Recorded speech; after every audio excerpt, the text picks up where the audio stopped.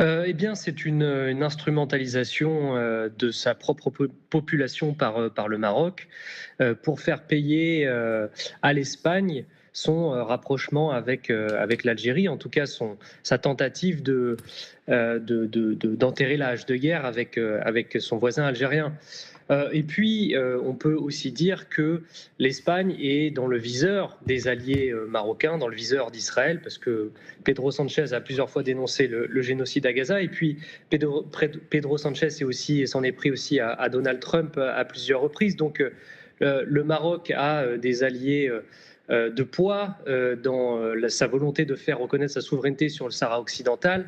Et donc, en faisant cela, le Maroc contente aussi ses deux alliés, israéliens et américains. Alors, d'une pierre deux coups, vous dites, pour cette opération orchestrée, dites-vous, par les autorités marocaines qui, dans le meilleur des cas, ont laissé faire, dans le pire des cas, ont organisé elles-mêmes cette fuite et cette crise. Hein, je le rappelle, 60 000 personnes donc, qui sont arrivées dans cette enclave. Ce soir, l'Espagne nous dit 48 000 ont été renvoyés au Maroc. Qu'est-ce qui va se passer maintenant? Parce que des centaines, des milliers de jeunes gens sont en train, en ce moment même, d'arriver toujours vers cette enclave.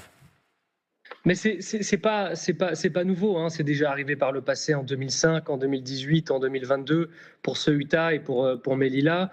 En fait, le Maroc utilise sa propre jeunesse, hein, ses fils, moi je dirais, utilise ses fils pour faire pression sur l'Europe, pour faire pression sur des pays européens qu'il cible de temps en temps au fur et à mesure de certaines brouilles diplomatiques. Ça a été le cas par le passé avec l'Espagne, ils l'ont fait aussi pour la France. Donc moi je dirais que le Maroc vraiment utilise sa propre jeunesse.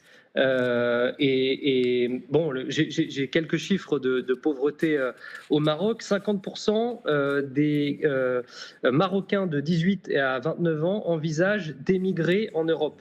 Donc ça, c'est déjà une statistique terrible. Il y a 63% des Marocains qui disent manquer de nourriture avant chaque fin de mois dans leur pays. Donc en fait, c'est un pays qu'on pourrait penser riche, mais qui a une population extrêmement pauvre.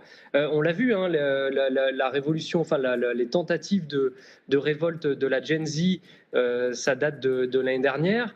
Il y a énormément de jeunes Marocains qui ne trouvent pas Mais Quentin Muller, de perspectives économiques dans leur propre pays. Et c'est pour ça que le pouvoir les instrumentalise pour pouvoir mettre la pression sur des pays européens avec qui la monarchie ne s'entendrait pas.